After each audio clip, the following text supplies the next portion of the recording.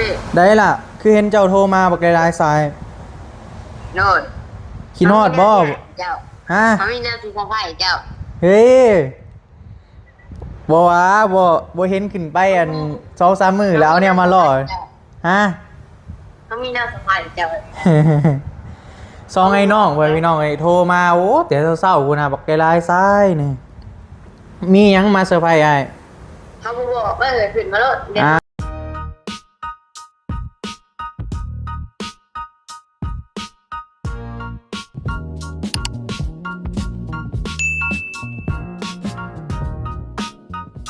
โอ้ยพี่ได้ล่ะคือเห็นเจ้าโทรมาบักหลายๆสาย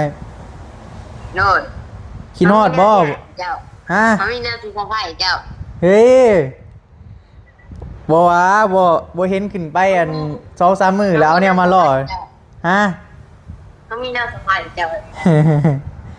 ซองไอ้น้องไว้พี่น้องไอ้โทรมาโอ้แต่เศร้าๆกูนะบักหลายๆสายนี่มีหยังมาเซอร์ไพรส์อ้าย เขาบอกว่าขึ้นมาแล้วเดี๋ยว อ้าวไอ้ขึ้นไปบักหลายๆเดือนบ่มีแนวเซอร์ไพรส์บ่ขึ้นไป2-3 มื้อมีแนวมาเซอร์ไพรส์ วิ่งเขามีแนวสะพายเจ้า ฮะ วิ่งเขามีแนวสะพายเจ้า คิดฮอดบ่เฮ้ยเอาแนวมาล่อบ่มีหยังมาล่อใช้อยู่กับไผน้องทรายเด้ อยู่กับสภาพ ใช้เสื้อผ้า นี่ ได้น้องล่ะสวัสดีป้าลุง เฮ้ยโทรมาแต่ยังบ่ได้ตื่นพุ่นน่ะเว้ยพี่น้องเอ้ยนั่นได้ล่ะโทรมามีเวียกหยังบ่เขามีแนวสะพายเจ้า มีแนวมาเซอร์ไพรส์ เฮ้ย เสื้อผ้าล่ะเมื่อไอ้ว่านุ่มเสื้อผ้าด้วยอะของเจ้าหรือของเสื้อผ้าของไผสิมาเสื้อผ้าไอ้ ของบุญทวี ของบุญทวี เฮ้ย จะบอกไอ้ได้บ่แหละ ฮะ จะบอกไอ้บี้ได้บ่ บ่ได้คือเจ้า ฮะ บ่ได้คือกัน อ้าว ฟองเที่ยวไปมือนั่นแหละไอ้บี อะยังวะ ก็พาจะหลอกป่ามือนั่นแหละสะพายเดี๋ยวพาจะไปยางหลอกมือเนี่ย ได้เฮ็ดบ่เฮ้ยฮะ เลย เฮ้ยใส่ไอ้เบิ่งดู เขาบอกเลยก็ได้ ฮะ เขาบอกเลยก็ได้ บ่โทคือได้หลายแท้อันนี่คู่หนึงเลยบ่ล่ะอ๋อเฮ็ดละโงกไว้พี่น้องเห็นอยู่วะ ตัวนี้กับ เฮ็ดละโงก ตัวนี้มันบ้านไหม อืม ตัวนี้มันยังจุ่มอยู่ โอ้ห้อยไปหาอยู่ไสเฮ้ย มีหน้าเลยนะ อยู่บ่อนโตพายไปฮะ เลย ไปกับไผน่ะ ว่านเขาไปคนเดียวเฮาวันนี้เขาไปกับเสื้อผ้า โอ้เสื้อผ้าเสื้อผ้าเด้ นี่ เจ้าก็หาเฮ็ดเป็นบ่ล่ะพากันไปหาอยู่วางได้วางโตเจ้าพายไปเลาะฮะ เลย ก็ตกใจเด้ กลาง คิดว่าน้องๆเพิ่นน่ะเจ็บเป็นเน้นอุ่นนะพ่อพี่น้องมีอยู่ ๆดีมากวันนี้ 10กว่าสายโทรมาเมื่อเช้านี่ ฮะก็ตื่นนอนมาเห็นว้ายว่ะ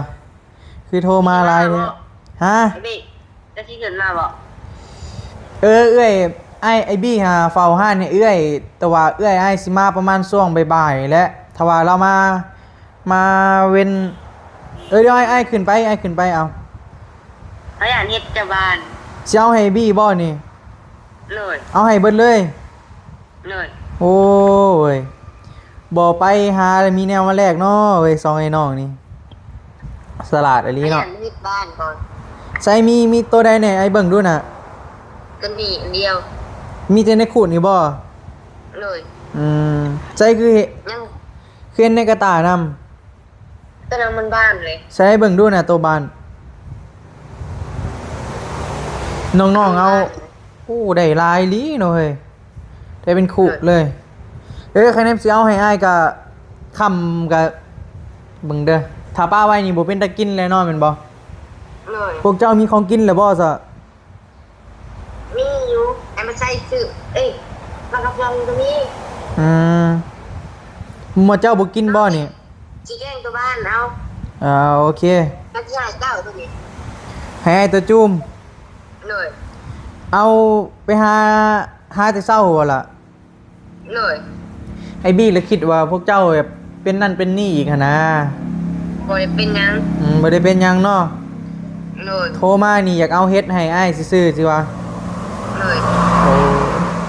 สลาดเว้ยบ่แม่นย่านไอ้บี้อันบ่เห็นไอ้บี้ขึ้นไปแล้วหาแนวมาล่อบ่จัก ข้าวกาเฮ็ดได้บุรี แม่นบ่ ได้ต้องหาเจ้าเลย ได้เฮ็ดแล้วก็โทรหาอ้ายเป็นโทรหาอ้ายเลยสิวะ เลยช่วงห้าโมงแก้วโมงแก้วบ่เปิดนี่ อืม พอก็มากายเจ้าขึ้นมาแล้วก็แกงกินอยู่สิเลย แกงกินนำกันบ่ เลยผัดโมงแก้วผัดโมง ไอ้บี้ไอ้บี้ยังบ่รับปากเด้อว่าสิได้ขึ้นไปหรือบ่เพราะว่าเอื้อยอ้ายยังบ่ได้มาแต่ไทยหั่นนะ เลย แต่คะแนนว่าเวลามันสมมาพาควรอ้ายก็สิขึ้นไปหาเด้อล่ะเด้อ แต่เฮ็ดเจ้าบ่ขึ้นมาเฮ็ดเจ้ากับบ้านเลย พวกน้องก็พากันแกงกินโลดแหละ อ่า มื้อหน้าเด้มันยังสิออกอยู่แล้ววะแต่งงามมะลีได้พ่อพี่น้องได้ใส่เบิ่งเด้อนี่นะงามมะลีได้อืมคู่หนึ่งบ่ได้เป็นคู่เลยบ่ เลย อืมเฮ็ดละโง่พ่อพี่น้อง ดอกจุ้มก็มี ฮะ ยังตัวจุ้มก็มีมันยังจุ้มยังไข่นะ ใช้ฟ้าได้ซะบอกใช้ฟ้ามาสบายดีป้าลุงดูนี่ป้าลุงกินฮอดนี่นะอ้าวพอดังๆที่เอ้ย ไม่ได้ยุ่งได้ บอกเพิ่นได้ไหมว่ามื้อนี้ไปหาเฮ็ดบอกเพิ่นเอานี่ไอ้บี้จับใส่กล้อง ในนั่งที่เลยบนยังไงทำไมเราเริ่มมองในภาพนี้นะภาพไปหาเห็ดเยอะ ไปหาซองไอ้น้องบ่ล่ะ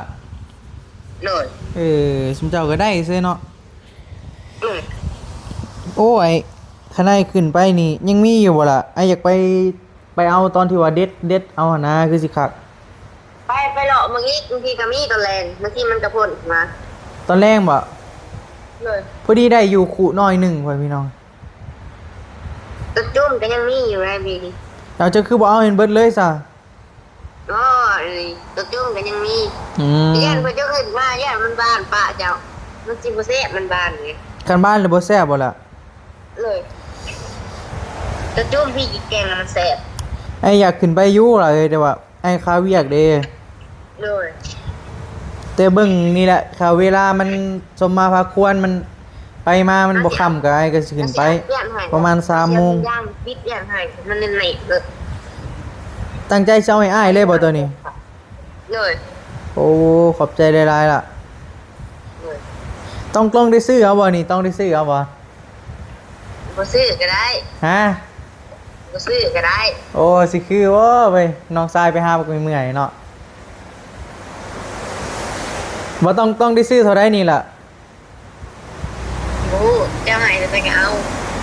อ้ายให้เท่าใดก็เอา ไอ้พี่ให้มันกี่อยู่เด้อ ใส่ฟ้าต่อรองดูล่ะ ต่อรองดู ว่าแล้ว ต่อรองน้ำบุญทวีดู ให้พันกีบ ให้พันกีบเจ้า เอ้ย ใส่ฟ้าก็ไปหาน้ำกันบ่ล่ะ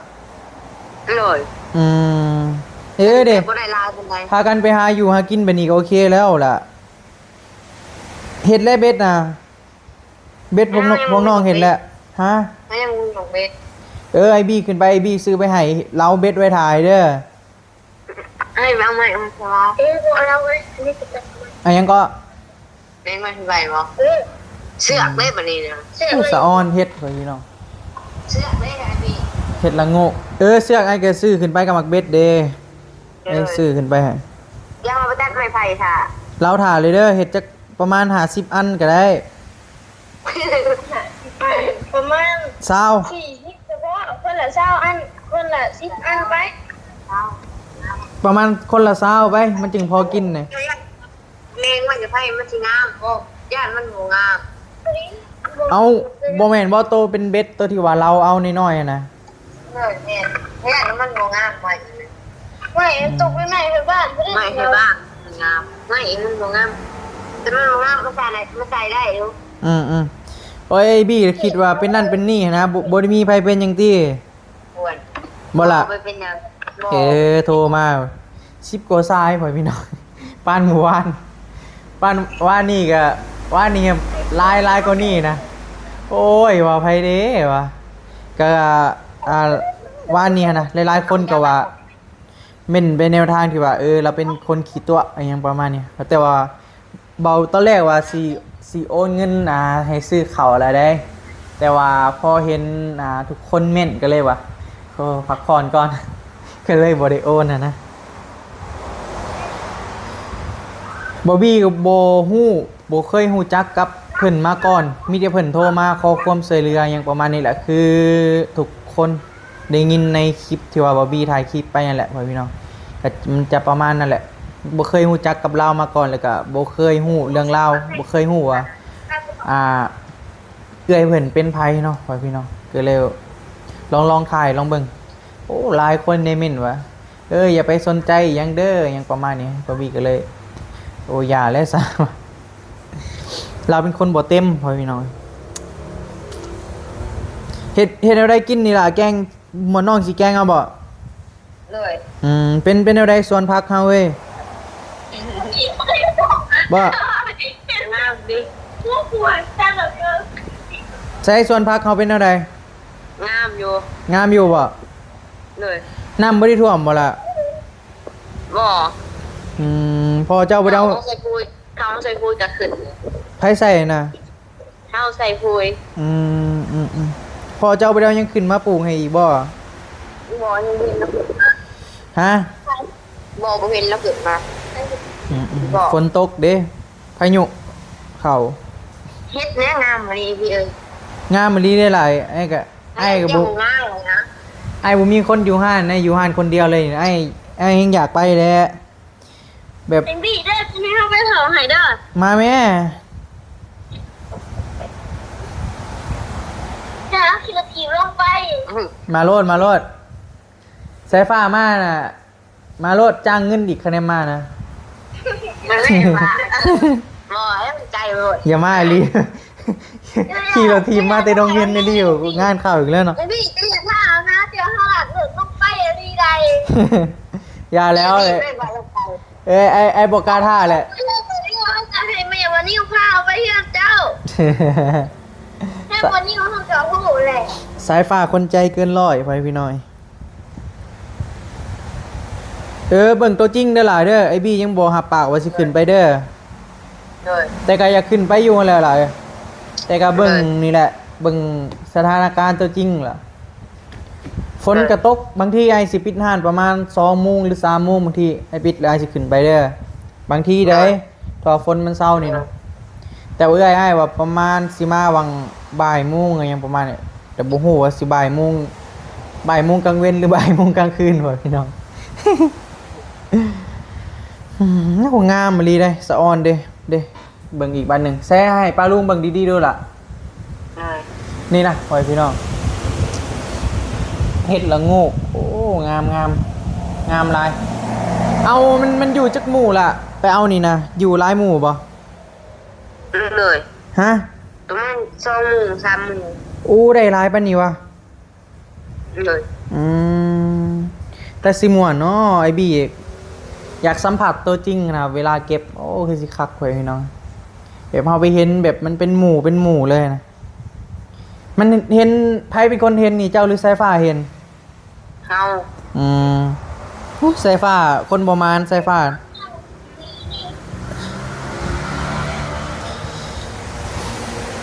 พากันแกงกินเด้อล่ะเด้อพากันกินข้าวแล้ว เลยยังกำลังสิเฮ็ด กำลังสิเฮ็ดข้าวเพลง มาแมวพากันเกลือเด้อล่ะเด้อบ่เกลือบ่มีแนวกินได้ ตาพ่อก็เกลือเลย ดีแล้วล่ะพากันเกลือล่ะบ่เกลือน่ะบ่ฮู้สิกินจังได๋น่ะหมาแมวน่ะ แกกินเองบ่เป็นคือสายฟ้าได้ ตัวนี้อันนะตั แต่ ว ว่า บ้าน ไอ้หมักตัวนี้มันงามเนาะแต่ว่าตัวแซ่บมันบ่ซ้ำตัวจุ้มเนาะเด้พ่อพี่น้องเลี้ยงคักอีหลีได้มันบ้า นี่ คือ หนูเอียงเลยไอ้พี่ ฮะ นี่หนูเอียงได้นี่เลยตัวนี้นะ ใส่ นี่ตัวเดิมเลย อืม นี่หนูเอียงเลยเอาเว่านะ อืม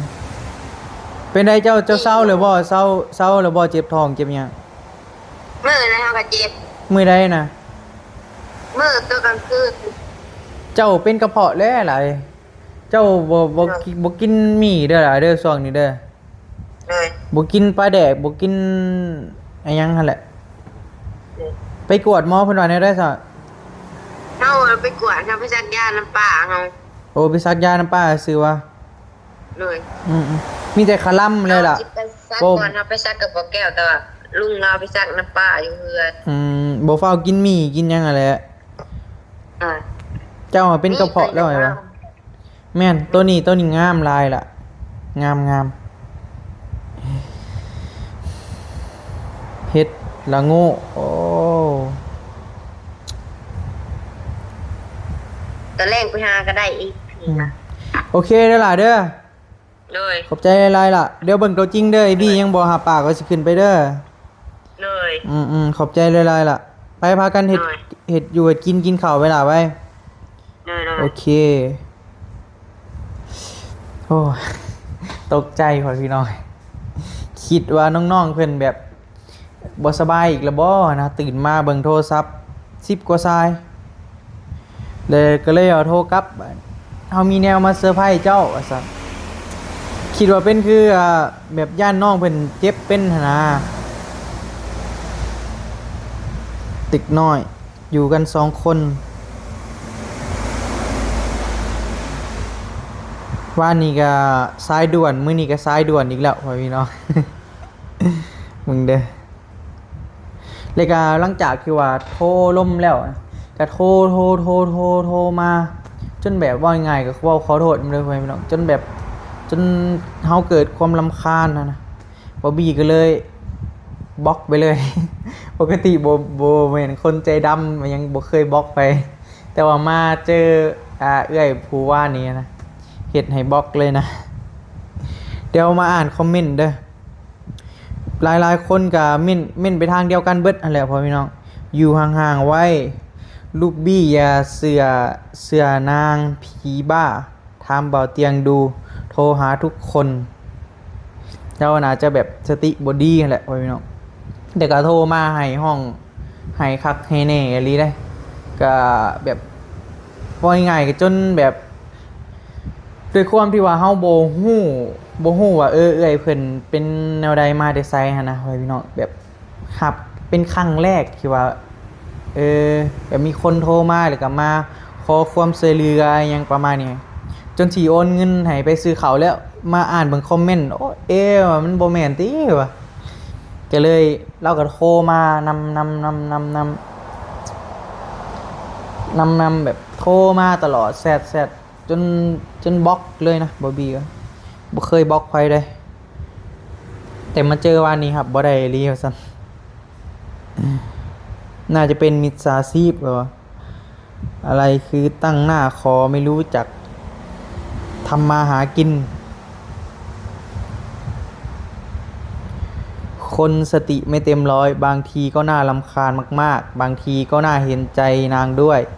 บางครั้งก็เหมือนการแสดงแม่นบางทีแบบ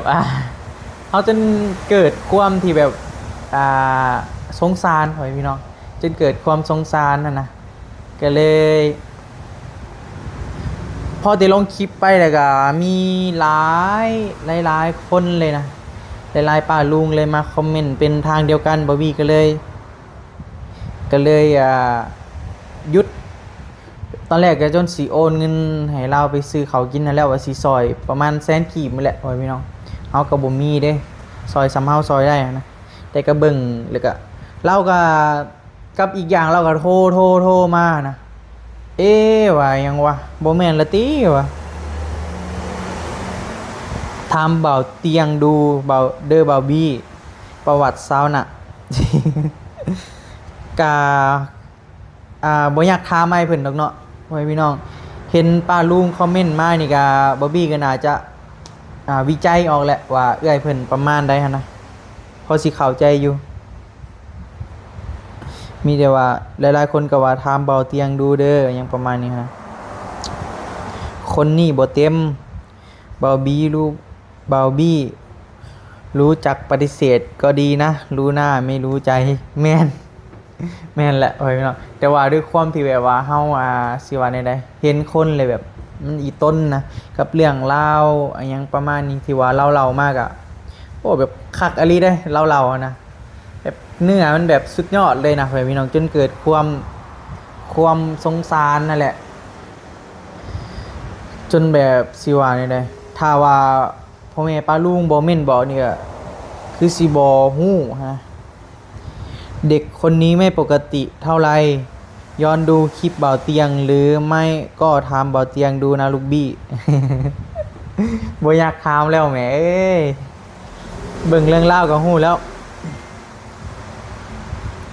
ลูกบี้อยากรู้เรื่องสาวน่ะให้ถามเบาเตียงทอง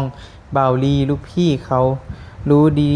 มากๆขอเตือนลูกบี้อยู่ห่างๆนางเป็นสายป่วนสายบุญคนเขารู้ดีมีแต่ลูกบี้เป็นน้องใหม่ยังไม่รู้อะไรนางไซ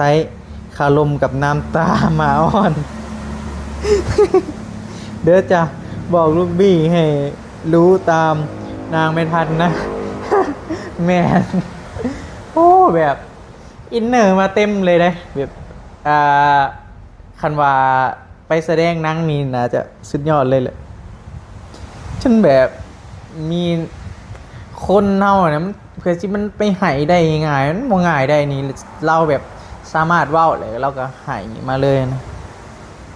ต้องแบบมีเรื่องที่แบบมันอนาไฮรีจึงหายได้นะโตเราเห็ดคักกะลีวะช่วยเท่าที่ช่วยได้นะน้องบี้แกก็น่าสงสารตามภาษานางจะพูดเยอะอยู่ตามเรื่องช่วยได้ตามสมควรนะลูกบี้บางคนก็เพิ่นอาจจะฮู้นะแหละบ่าวบี้ไม่สนใจคนแบบนี้โอ้หลายคนก็มินไปในทางที่แบบคือกันนั่นแหละมีที่แบบว่าอยู่ห่างๆไว้เด้อยังประมาณนี้คนนี้เราเป็นคนแบบบางคนก็ว่ามิจฉาชีพก็มีอยู่ห่างๆไว้ก็ดีคนบ่เต็มเคยเบิ่งคลิปเบาเตียงแล้วน่าจะไอเตียงน่าจะเคยไปซอยเรือเราแล้วพี่น้อง ระวังไว้เด้อลูกบี้อย่างประมาณนี้ต้องหูไว้หูนะน้องบี้ ถามทีมงานก่อน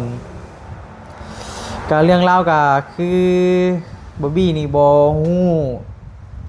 ฮู้กับเอื้อยเพิ่นเลยเป็นครั้งแรกที่ว่าเอื้อยเพิ่นโทรมาเลยก็คือบอบบี้ฮู้แหละบักหลายสายนึงนะก็เลยลองหับเบิ่งว่าซั่นก็